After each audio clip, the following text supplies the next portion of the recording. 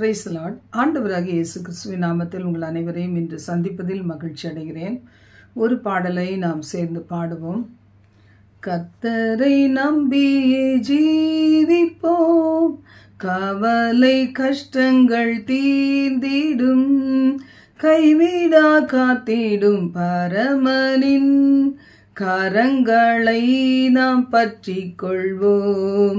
ஜீவதேவன் பின் செல்லுவோம், ஜீவ ஒளிதனை கண்டடைவோம்.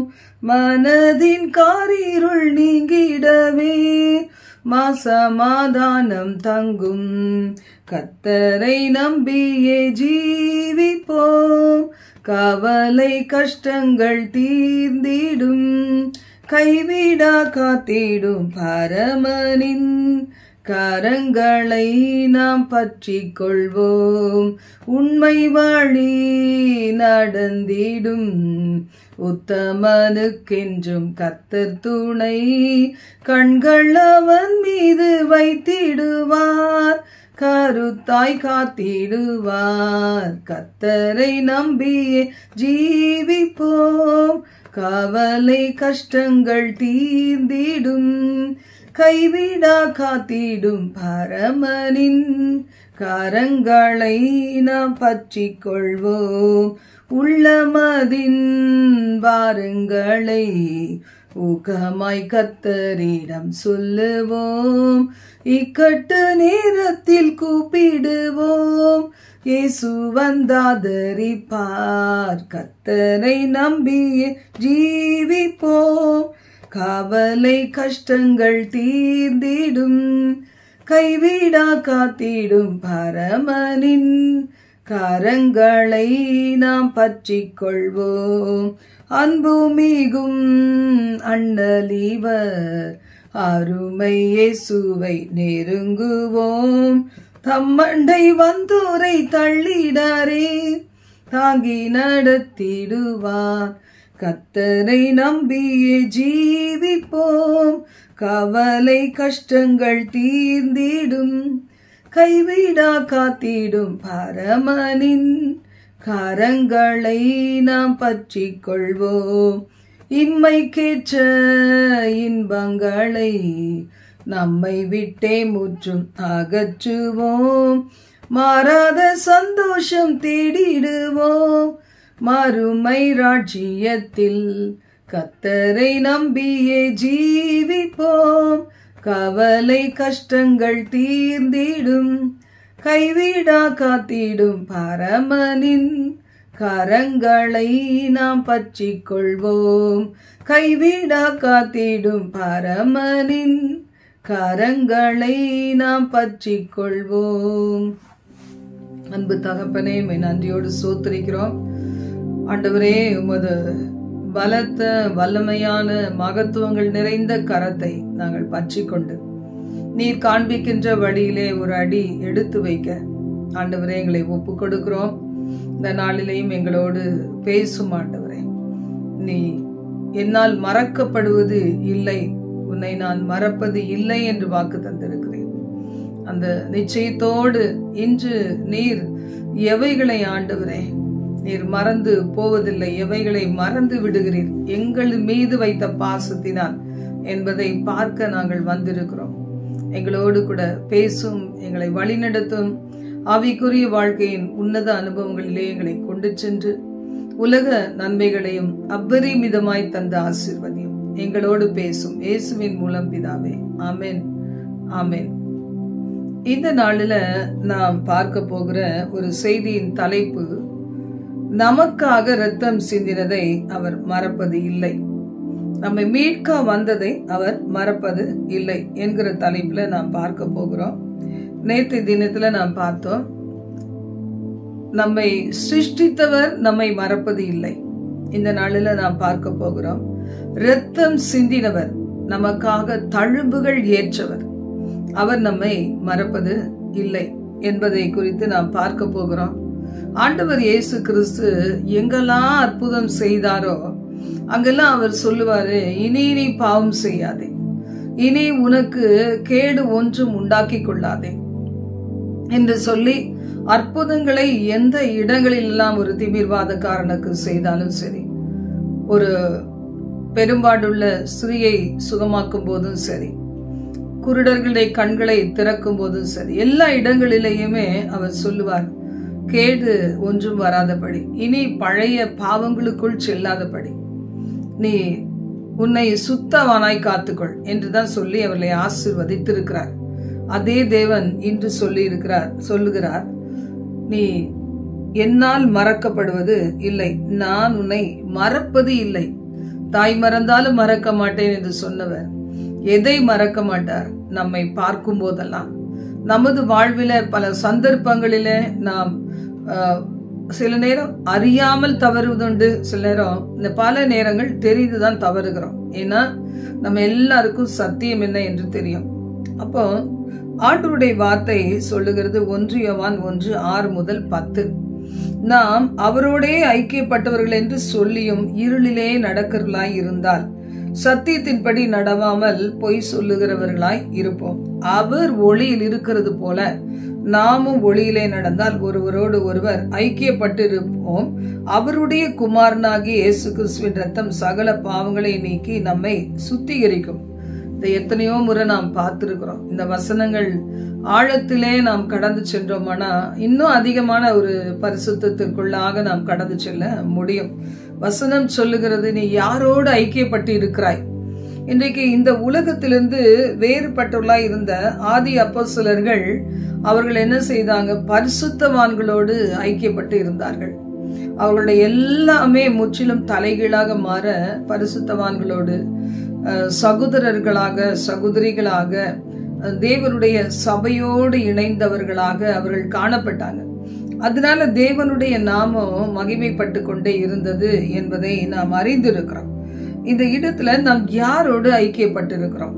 சில நேரங்கள்ல நமக்கு உலகத்தோடைய ஐக்கியம் படணும்னு ஒரு ஆசை, ஆண்டவரோடைய ஐக்கியப்படணும் என்று ஆசை.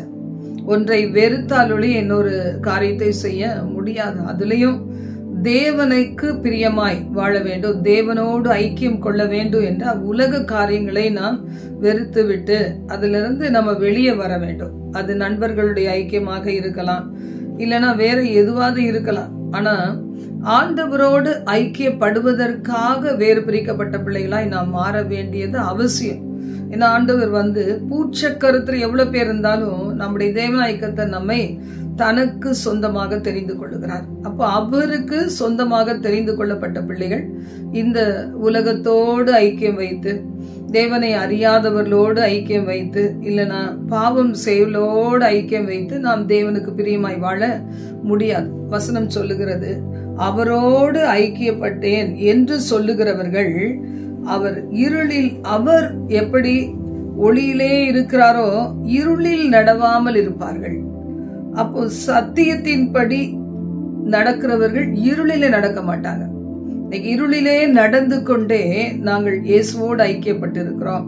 திருவிருந்து எடுக்கும் போதெல்லாம் அப்படித்தானே, தேவனோடு நாம் ஐக்கியப்பட்டதற்கு அடையாளமாக நாம் சரீரத்தையும் அவருடைய இரத்தத்திற்கு அடையாளமாக அந்த திராட்சை ரசத்தையும் நாம் சாப்பிடுகிறோம். அப்போ அவரோடு ஐக்கியப்பட்டு இருக்கிறோம். மாதம் 1 முறையோ 2 முறையோ, சில நாடுகள் எல்லாம் தினந்தோறும் அவர்கள் வீடுகள் தோறும் அப்பம் பிட்டு என்று சொல்லப்பட்டது போல ஒவ்வொரு நாளும் அப்பம் பிட்டு அவங்க ஐக்கியம் கொள்ளுகிறாங்க என்று கேள்விப்பட்டேன்.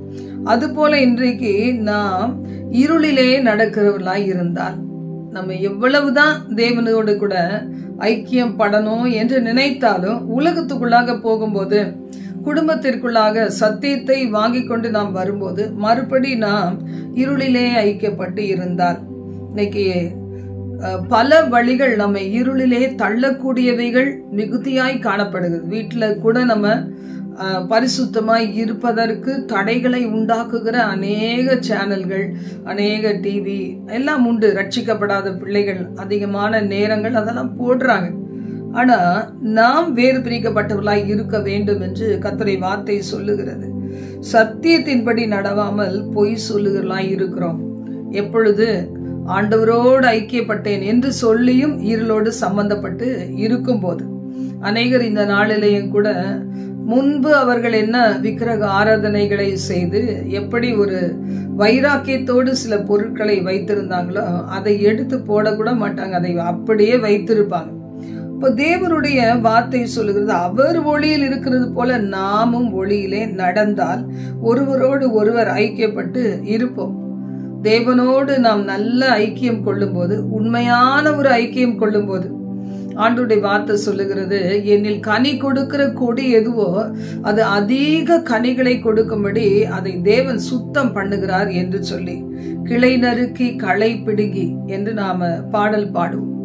அப்போ கர்த்தர் அப்படியாய் ஒரு சிலரை அவருக்காக தெரிந்து கொள்ளும் போது நாம் ஒருவரோடு ஒருவர் ஐக்கியப்பட்டிருப்போம். இன்னைக்கு அந்த காரியம்தான் இன்னமும் உண்மையாக உலகத்துல இல்லை. பாருங்க, நாம் எப்படி இருக்கிறோம், ஒரு மேல் பார்வையில நாம் ஒருவரோடு ஒருவர் பேசுகிறோம், உனக்காக நாங்க ஜெபிக்கிறோம் என்றெல்லாம் சொல்லுவோம். உனக்காக, உன் குடும்பத்துக்காக, ஊழியங்களுக்காக நான் ஜெபிக்கிறேன்னு சொல்லுவோம். ஆனா இருதயத்தின் ஆழத்துல பாத்தீங்கன்னா அந்த உண்மையான ஒரு ஐக்கியம் காணப்படுவது இல்லை.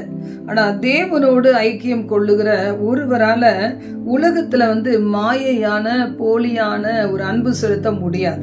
வசனம் சொல்லுகிறது, இயேசு கிறிஸ்துவின் ரத்தம் நமக்காக இருக்குதே. அவர் சொல்றாரு, உனக்காக நான் சிந்தின அந்த ரத்தத்தை மறந்து விட மாட்டேன், அந்த தியாகத்தை மறந்து விட மாட்டேன், உனக்காக உன் பாவங்களுக்காக அடிக்கப்பட்டதை நான் மறந்து விட மாட்டேன், கரத்துல ஏந்தி பிதாவாகிய தேவனிடத்துல காண்பிக்கிறேன் என்று சொல்லி இயேசு கிறிஸ்து நம்மோடு பேசுகிறார். இப்ப நாம அந்த இரத்தத்தினால் கழுவப்பட நம்மை ஒப்பு கொடுக்க வேண்டும். நமக்கு பாவம் இல்லை என்று சொல்வோமானால் நம்மை நாமே வஞ்சிக்கிறவர்களாய் இருப்போம், சத்தியம் நமக்குள் இருக்காது. பொதுவா உலகத்துல என்ன சொல்லுவாங்க, ரட்சிக்கப்பட்ட குடும்பம் தானே, அப்புறம் ஏன் பிரச்சனை வருது? அப்ப ரட்சிக்கப்பட்ட குடும்பம் ஆனாலும் முழுக்க முழுக்க தேவனோடு மாத்திரம் இல்லை, அவர்கள் உலகத்திலையும் அவர்கள் போக வேண்டியிருக்கு, உலக காரியங்களை செய்ய வேண்டியிருக்கு. சில வாலிப பிள்ளைகள் இடத்துல சொல்லும் போது சொல்லுவாங்க, ஆண்டி இப்படியே ஒரு 10 நாள் லீவ் இருந்து நாங்கள் சபையோட ஐக்கியமா இருந்து உங்களோட நல்லா பேசி பல ஜபங்களிலே கலந்து கொண்டு இப்படியே நாங்க இருக்கும்போது நல்லா தான் பரிசுத்தமா தான் இருக்கிறோம். வாரத்துக்கு 1 நாள் 2 நாள் தேவ சமூகத்துக்கு அடிக்கடி நாங்கள் வரும்போது தூய்மையாக இருக்கிறோம்.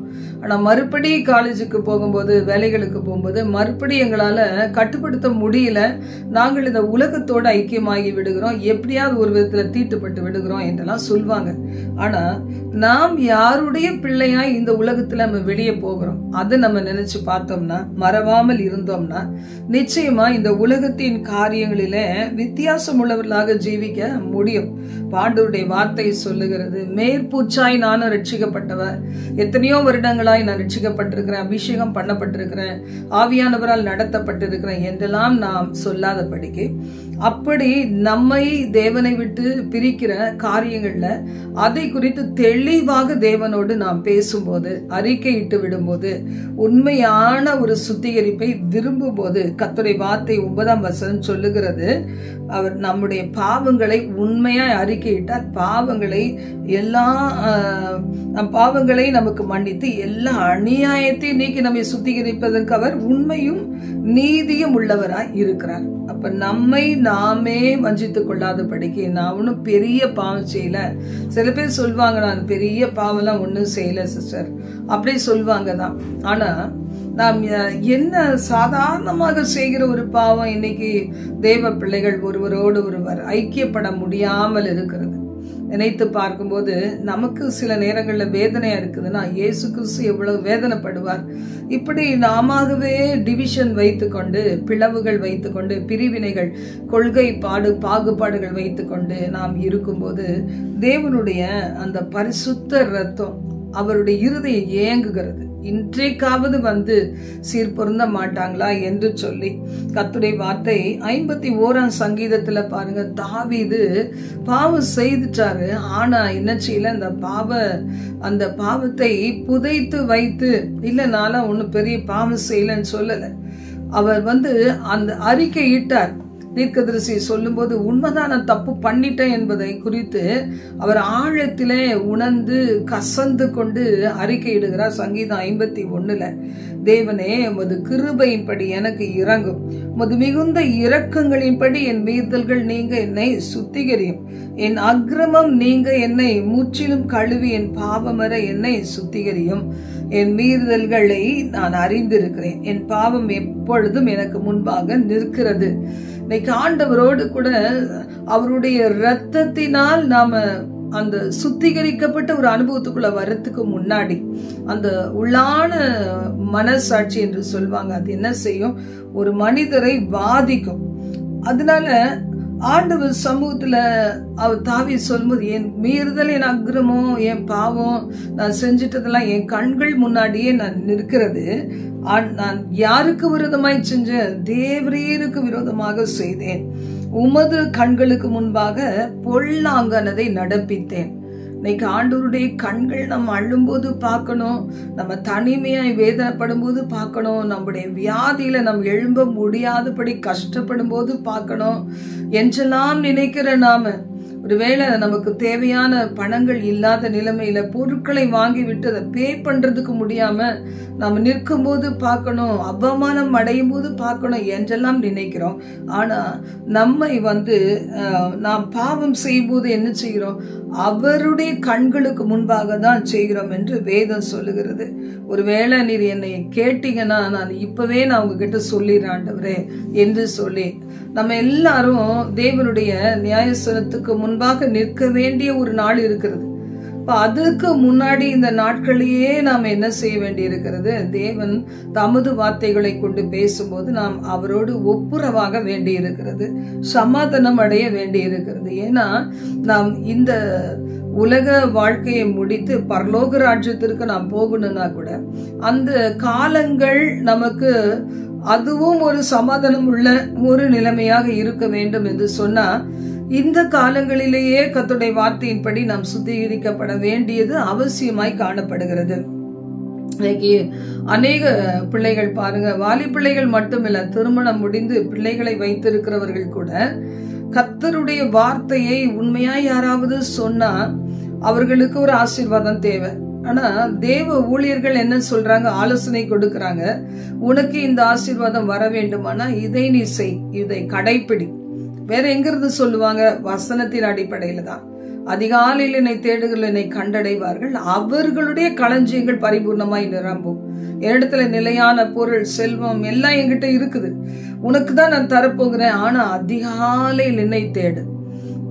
ஆண்டவருடைய வார்த்தை அவர்களுக்கு தீர்க்க தரிசனமாய் வந்திருக்கலாம், இல்ல வேத வசனத்தை வாசிக்கும் போது அதை தேவன் அந்த வார்த்தையை உணர வைத்திருக்கலாம்.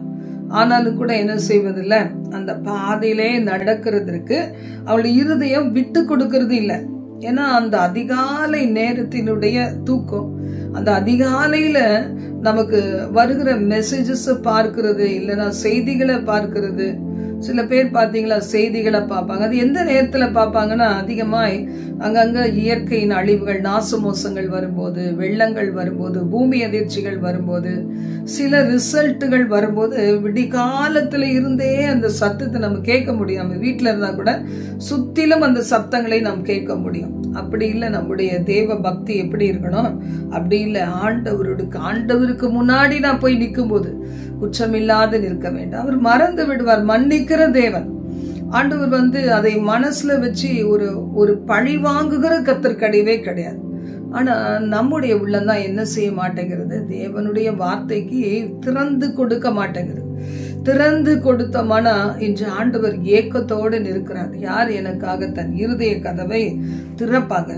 1 நாளாகமம் 21ஆம் அதிகாரத்துல 11 முதல் 17 தாவீது தவறு செய்யும் போது, தாவீது லெக்கம் பார்க்க வேண்டாம் என்று தேவனால் எச்சரிக்கப்பட்டாலும் ஆனா அவர் என்ன செய்யறாரு? எவ்வளவு தொகை இருக்கிறாங்க என்று சொல்லி பார்க்கும்போது கர்த்தருடைய கோபம் வருகிறது. தீர்க்கதரிசி அனுப்பி அவர் சொல்லுகிறார் 11ஆம் வசனத்துல, அப்படியே காத்து தாவீதினிடத்தில் வந்து அவனை நோக்கி, 3 வருஷத்துக்கு பஞ்சமோ அல்லது உன் பகைஞரின் பட்டயம் உன்னை பின்தொடர நீ உன் சத்துருக்களுக்கு முன்பாக முறிதோடி போக செய்யும் 3 மாத சங்காரமோ அல்லது 3 நாள் கர்த்தருடைய தூதன் இஸ்ரவேலுடைய எல்லை எங்கும் சங்காரம் உண்டாகும்படி தேசத்தில் நிற்கும் கர்த்தருடைய பட்டயமாகிய கொள்ளை நோயோ ஏதாவது ஒன்றை தெரிந்து கொள். என்ன நான் ஆண்டவருக்கு பதில் சொல்லட்டும்? என்னை சொல்லி அனுப்பிச்சிருக்கிறாரு, நீ என்ன சொல்ல போற பதில்? நான் என்னை அனுப்பினவரிடத்துல நான் போய் சொல்ல வேண்டும் என்று சொல்லும் போது தாவீது காத்தை நோக்கி, உண்மையிலே கொடிய இடுக்கண்ல நான் அகப்பட்டு விட்டேன், ஆனா மனுஷன் கையில நான் விழக்கூடாது, தேவனுடைய பாதத்திலே நான் விழுகிறேன், தேவனுடைய இரக்கம் மிக பெரியது. இன்னைக்கு அப்படித்தானே, நான் மனிதர்களுடைய கால்கள்ல தான் நம்ம விழுகிறோம். பாருங்க, என்ன தேவைன்னா, ஒரு வைஃப் தன்னுடைய ஹஸ்பண்ட் கிட்ட ஏதாவது கேட்கணும்னா, ஒருவேளை அது ஒரு பெரிய தொகையா இருக்கலாம், இல்ல ஒரு பெரிய பிரச்சனையா இருக்கலாம். ஆனா ஷேர் பண்ணும்போது அதை சொல்றது கூட சில பேர் பயப்படுவாங்க. சில நேரங்கள்ல சில பேர் சொல்லிடலாம், நமக்கு வேற யாரு இருக்கா என்று சொல்லி டைரக்டா சொல்லுவாங்க. அதை விட தேவ சமூகத்துல காத்திருக்கும் போது, அன்னைக்கு அபிகாயில் அப்படிதான் வந்து காத்திருந்தாங்க. தேவனுக்கு தேவ மனுஷனுக்கு நன்மை செய்த ஒரு மனுஷனுக்கு விரோதமாய் என்னுடைய கணவன் எழும்பிட்டானே சொல்லிட்டு உடனே ஓடுகிறாங்க அந்த தாவீதினத்துல இரக்கம் பெறுவதற்கு. அது போல இன்னைக்கு கூட நமக்கு ஒரு தீவிரம் தேவை. நம்ம எல்லாரையும் சேர்ந்து பார்த்தா ஒரு நாளும் நம்ம தேவ வழியில வர முடியாது. நமக்காக ரத்தம் சிந்தி நம்மளை நேசித்து தழும்புகளை ஏற்றவர், அந்த ரத்தத்துல நான் உனக்கு விடுதலையை தரட்டும், நீ முழுகி ஞானஸ்நானம் பெற்று சுத்தவானாக மாறு, என் ரத்தத்துல முழுகி நீ ஞானஸ்நானம் எடுக்க வேண்டும் என்றெல்லாம் சொல்லும் போது அதுக்கு என்ன நினைக்கிறாங்க? குடும்பமாக நான் வரட்டும், அதுக்கு பிறகு நான் ஞானஸ்நானம் எடுக்கிறேன் என்று சொல்லி தள்ளி போடுகிறாங்க. திருவிருந்துல பங்கு பெறுவதற்கு, தேவனுடைய ஆலயத்திற்கு போவதற்கு. ஆரம்ப காலங்களில் எல்லாம் நான் எங்களுடைய குடும்பம், எந்த ஹஸ்பண்ட் சிஎஸ்ஐ அந்த பாரம்பரியத்தை சேர்ந்துதான் இருந்ததுனால எனக்கு பரிசுத்த ஆவியானவரால் நடத்தப்படுகிற சபைகள் ரொம்ப பிடிக்கும். ஏன்னா ஆவியானவர் இல்லாத ஒரு ஊழியம் அது எனக்கு அவ்வளவு ஆவியானவர் என்னுடைய இருதயத்தை கவர்ந்து கொண்டதுனால அப்படி ஒரு ஆராதனைக்காக என் இருதயம் அதிகமாக இயங்கின காலங்கள் உண்டு ஆரம்ப நாட்களிலே. அப்போ எங்களுடைய குடும்பத்துல இருந்து அதுக்கு பயங்கர எதிர்ப்புகள் வரும். எங்க போனாலும் நான் வெளியே எந்த ஊருக்கு போனாலும் சரி, அங்கேயும் இந்த ஆவிக்குரிய சபைக்கு போகணும். அந்த ஞாயிற்றுக்கிழமை கூட எனக்கு மிஸ் பண்ண விரும்ப மாட்டேன். அப்ப எப்படியாவது என் ஹஸ்பண்ட பெர்மிஷன் கேட்டுட்டு அங்க போயிடுவேன். ஆனா அவங்கதான் கொண்டு விடுவாங்க. ஆனா திரும்பி வரும்போது பாத்தீங்கன்னா அந்த கிராமமே எதிர்த்து நிற்கும். ஏன்னா ஏன் நீங்க வரும்போது ஒரு சில நாட்கள் கூட உனக்கு ஆவியானவர் நிறைஞ்ச சபை நீ சொல்றீ, அங்க போகாம இருக்க முடியாதான்னு. உண்மையிலே அந்த ஆவியானவரோடு இணைந்து அந்த நடத்தப்படுகிற அந்த கூட்டத்துல கலந்து கொள்ளும் போது இருக்கிற ஒரு உயிர் மீட்சி, ஒரு நல்ல சந்தோஷம், சமாதானம், நல்ல வார்த்தைகள், ஆவியனுடைய பிரசனம், இதெல்லாம் மற்ற இடங்களை அனுபவிக்க முடியாது. அதனால நான் ரொம்ப வாஞ்சிப்பேன். இப்ப இன்றைக்கு பாருங்க, இந்த மனிதர்கள் காலில் விழுறதா தேவனை சார்ந்து கொள்ளுவதா? அப்போ தாவீது சொல்றாரு, நான் மனிதர் கரத்துல விழ மாட்டேன், தேவனுடைய கரத்திலே நான் விழட்டும் அப்படின்னு சொல்லி. அப்போ என்ன செய்கிறாரு? கொடிய இடுக்கணில் அகப்பட்டிருக்கிறேன், கர்த்தருடைய கையில் விழுவேனாக. நம்ம இன்னைக்கு மனிதர்களை பார்த்து எவ்வளவு நம்முடைய இருதயத்தையே உடைத்து ஊற்றி நம்ம உண்மையான நோக்கங்களை எல்லாம் சொன்னாலும் புரிந்து கொள்ள ஆட்கள் இல்லை. அப்போ நான் கர்த்தருடைய கையில் விழுவேனாக, மனுஷர் கையில் விழாதிருப்பேனாக. ஏன்னா ஆண்டவர் இறங்கிடுவார். அவர் அடிச்சாலும் அணைக்கின்ற தேவன், காயப்படுத்தி காயம் கட்டுகிறவர். அதனால நான் அவரையே நான் சார்ந்து கொள்ளட்டும் அப்படின்னு சொல்லி அவர் சொல்றாரு. அப்போ ஆண்டவர் என்ன செய்கிறார்? இஸ்ரவேலிலே கொள்ளை நோயை வர பண்ணினார். அதனால் இஸ்ரவேலில் 70,000 பேர் மடிந்தார்கள். பாருங்க, அந்த இடத்துல ஆண்டவர் ஒண்ணு சொன்னா சில நேரங்கள்ல செய்துறாரு. அப்போ இதுல நாம் பார்க்கும்போது எருசலேமை அழிக்க தேவன் ஒரு தூதனை அனுப்பினார். ஆனாலும் அவன் அழிக்கையில் கர்த்தர் பார்த்து தீங்குக்கு மனஸ்தாபப்பட்டு சங்கரிக்கிற தூதனை பார்த்து, போதும், இந்த கையை நிறுத்து அப்படின்னு சொல்லி சொல்லுகிறார். கர்த்தர் பாருங்க எவ்வளவு இரக்கமுள்ள தேவன். புதிய ஏற்பாட்டு காலத்துல இன்னும் அதிகமாய் ஆண்டவருடைய இயேசு கிறிஸ்துடைய ரத்தம் சிந்தப்பட்டதுனால, தன்னுடைய பிரிய குமாரன் ஆண்டவராகிய இயேசு கிறிஸ்து தனது ரத்தத்தையே சிந்தினது நிமித்தமாக அந்த ரத்தத்தினிடத்துல வந்து நிற்கிற பிள்ளைகள், அந்த காயப்பட்ட தள்ளும்புகளால் ஆத்தும காரியங்களிலே விடுதலை பெற வந்து நிற்கிற பிள்ளைகளை பார்க்கும்போது பிதாவாகிய தேவன் இரக்கம் செய்கிறார். இன்றைக்கு இதெல்லாம் நமக்கு தெரிந்து கூட ஏன் கர்த்தருடைய சமூகத்துக்கு நாம் வருவதில்லை? ரோமர் 6ஆம் அதிகாரத்துல வாசிக்கிறோம், ஆண்டவருடைய ரத்தம் தான் இருக்குதே, நான் என்ன வேணா செய்துட்டு போகலாம். அப்படி இல்லை. இயேசு பாருங்க, ஒவ்வொரு முறையும் தன் காயங்களை நினைவு கூறுகிறார். நான் உன்னை மறக்க மாட்டேன், உன்னை நினைத்து கொண்டே இருப்பேன், நீ என்னால் மறக்கப்படுவதில்லை என்றெல்லாம் சொன்ன தேவன் பிதாவிடத்துல என்ன செய்யறார்? நினைவு கூறுகிறார். எதற்கு நினைவு கூறுகிறார்? நாம ரட்சிக்கப்பட்ட பிள்ளைகள், கிறிஸ்தவ பிள்ளைகள் தேவனுக்கு விரோதமாக தவறு செய்யும் போது பிதாவின் கோபம் நம் மீது வராதபடிக்கு அவர் பரிந்து பேசுகிற தேவனாய் தன் காயங்களை காண்பித்து, கரங்களின் காயங்கள், சுந்தனையின் காயங்கள், தலையில இருந்த முள்முடி, விழாவில பிளக்கப்பட்ட விழா, அதெல்லாம் காண்பித்து காண்பித்து காண்பித்து அப்படின்னா அவர் நினைவு கூறுகிறார். நான் பட்ட பாடுகளை நினைந்தருளும், கண்ணீர் விட்டு கதறுகிறார். இன்னைக்கு அதை நம்ம நினைத்து பார்க்கிறோமா? வசனம் சொல்லுகிறது, பாவம் ஒருவேளை ரோமர் 6:13 வசனம் அத்தனை வாசிக்க போறது இல்ல. கிருபை பெருகும்படிக்கு பாவத்திலே நிலை நிற்கலாம் என்று சொல்லுவோமா? கூடாதே. பாவம் பெருகின இடத்தில் கிருபை அதிகமாய் பெருகிச்சு. இப்போ ஒரு ஊழியக்காரர் அவர் எங்களுக்கு சொல்லும் போது, எந்த இடத்துல பாவம் ரொம்ப இருக்குதோ அங்கதான் சபைகள் சாபிக்கப்படுமா. ஏன்னா அந்த இடத்துல ஏறெடுக்கப்படுகிற துதி, ஆராதனை, ஜெபங்கள், அந்த ஆண்டவருடைய சமூகத்துல பரிசுத்த பிள்ளைகள் கூடி அவர்கள் விண்ணப்பிக்கிற விண்ணப்பங்கள் எல்லாம் தான் அந்த மோசமான அந்த பகுதியை காப்பாற்றக்கூடியது. அதனால்தான் பாவம் பெருகின இடத்துல ஒரு சபை தேவன் உண்டாக்குகிறார். தேசம் எங்கும், உலக நாடுகள் எங்கும் அப்படி சபைகள் உருவாக்கப்பட்டு இன்னும் உருவாக்கப்பட்டு கொண்டே இருக்கிறதை நாம் இன்றும் பார்க்கிறோம். இப்ப கர்த்தருடைய வார்த்தை இந்த இடத்துல சொல்லுகிறது, அதான் ஆண்டவருடைய ரத்தம் இருக்குதே, வாரத்துக்கு ஒரு முறை போய் மன்னிப்பு கேட்டுக்கிட்டோம், இல்ல மாசத்துக்கு ஒரு நாள் திருவிருந்தப்ப மன்னிப்பு கேட்டுக்கொள்ளுகிறேன், அப்படி இல்லை. வசனம் சொல்லுகிறது, பாவத்துக்கு செத்துட்டோம்னா செத்த ஒரு பணம் பொழைக்க முடியாது. நமக்கு தெரியும்.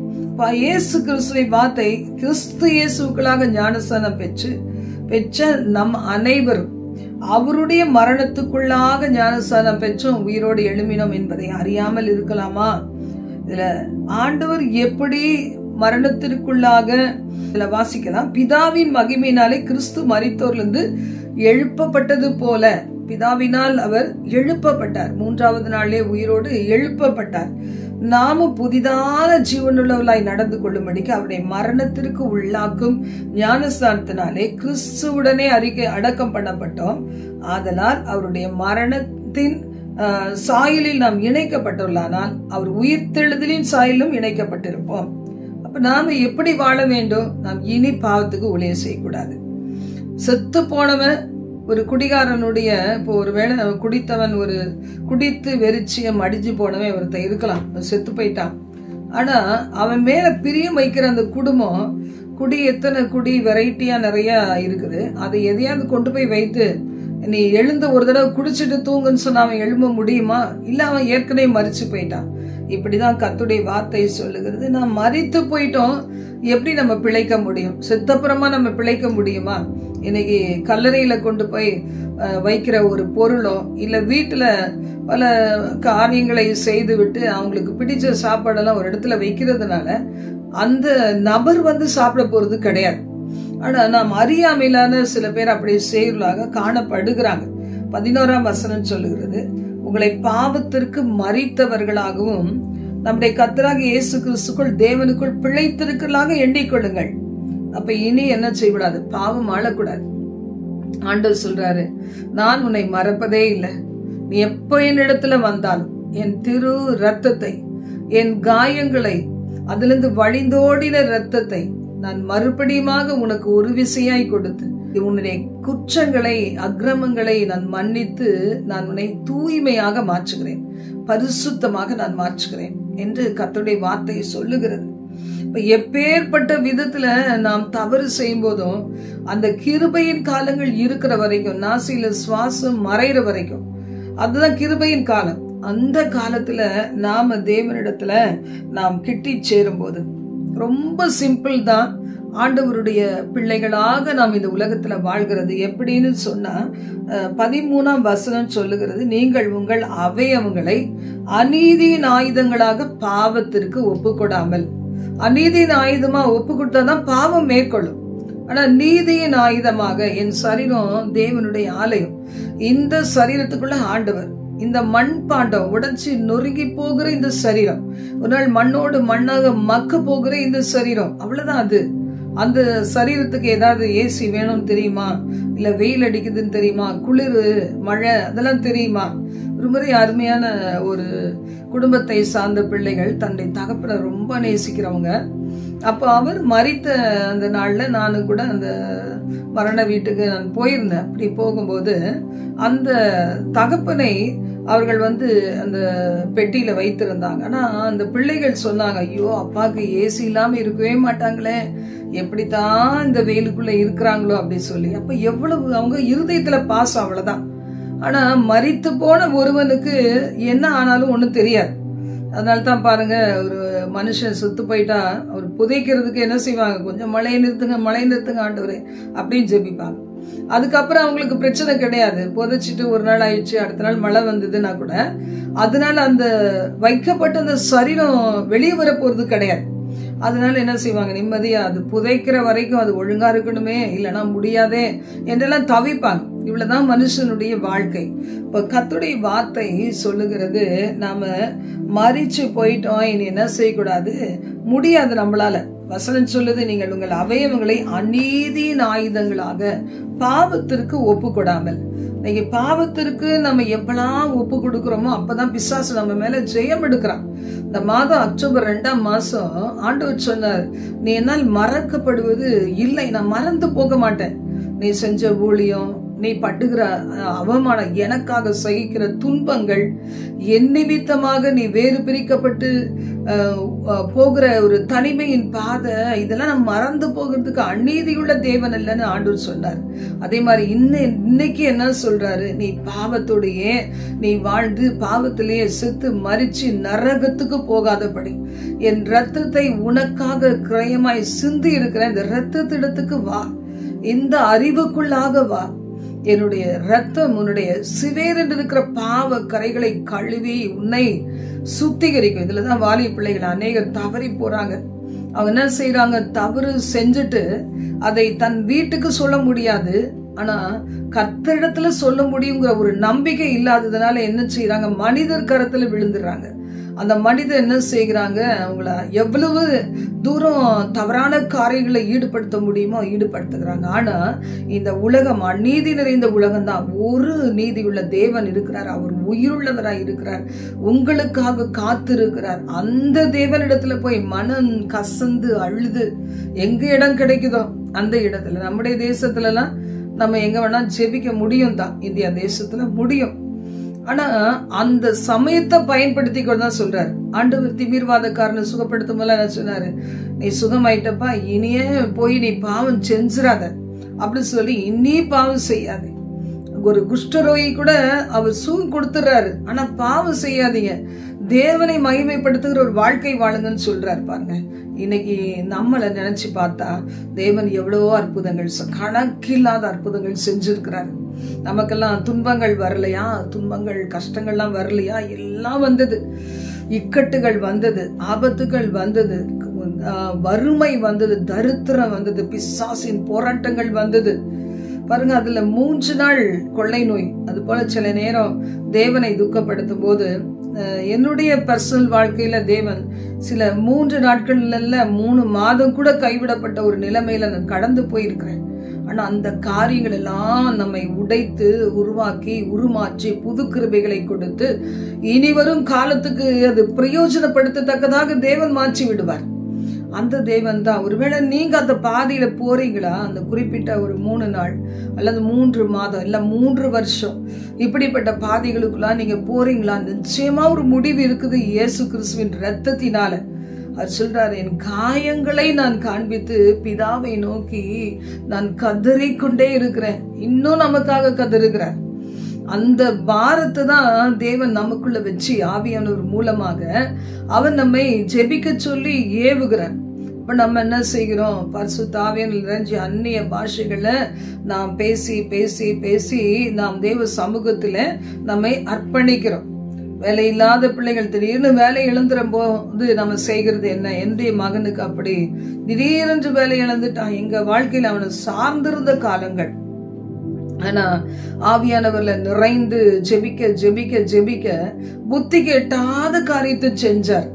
நம்ம பார்க்கிறதெல்லாம் நம்மளை சுத்தியில் இருக்கிற சூழ்நிலை தான். ஆண்டவரோ பெரிய மேன்மையான காரியத்துக்கு நேராக நம்மை நடத்துகிற தேவன். அதனால இன்றைக்கு கர்த்தரை நம்புவோம். அவர் சொல்றார், நீ என்னால் மறக்கப்படுவது இல்லை. பாவி ஒரு துன்மார்க்கன் தன் துன்மார்க்கத்துல மரிச்சு போவது என் சுத்தம் இல்லை. இன்னைக்கு என்கிட்ட வா, என்னுடைய பரிசுத்த ரத்தம் இருக்குது, அதனால் தூய்மையாக்கப்பட்ட வாழ்க்கை வாழலாம்னு சொல்லி கூப்பிடுறாரு. நம்ம அவரிடத்துல கிட்டி சேருவோமா? ஜெபிக்கலாம். எங்கள் பரலோக தேவனே, இந்த சத்தத்தை கேட்ட தேவ பிள்ளைகளாக இருக்கலாம், கர்த்தரை அறியாத பிள்ளைகளாக இருக்கலாம். ஆண்டவரே, சாயல்ல படைக்கப்பட்ட உங்க பிள்ளைகள் ஆண்டவரே, அறியாதவர்களாக கூட இன்னைக்கு பல பாவங்களை செஞ்சு வெளியே வர ஆண்டவரே வழி தெரியாம இருந்திருக்கலாம். இன்னைக்கு உங்க ரத்தம் சிவேர் இருக்கிற எங்க பாவக்கரைகளை கழுவி பஞ்சை போல சுத்திகரிக்க முடியும். இதை நீங்க சொல்லி இருக்கிறீங்கப்பா. இதை நம்பி அவர்கள் எங்க இருக்கிறாங்களோ அங்க தன்னுடைய வாழ்க்கையை ஒப்பு கொடுத்து ஜெபிக்கும் போது பாவக்கரைகளை கழுவி தூய்மையான ஜீவியத்தை அவர்களுக்கு கொடுத்து அதை ஒளியிலே அவர்கள் நடந்து பிரகாசமாய் அவருடைய எதிர்காலங்கள் ஆண்டவரே அப்பா ஆண்டவரே அப்படி வெளியே வந்து ஆண்டவரே எல்லோருடைய கண்கள் காண மேன்மைப்படுத்த நான் ஒப்பு கொடுத்து ஜெபிக்கிறப்பா. ஒவ்வொருவரையும் ஆசீர்வதியும். இந்த அநீதியின் உலகத்துல பாவம் எங்களை ஆட்கொள்ளாதபடி தேவ தூய ஆவியானவர் எங்களை ஆட்கொள்ளுகிற தூய வாழ்க்கையை நாங்கள் வாஞ்சிக்கிறோம். எங்களுக்கு கொடுப்பீராக, எங்களை பயன்படுத்துவீராக, ஆசீர்வதிப்பீராக. இயேசுவின் மூலம் பிதாவே, ஆமென், ஆமென்.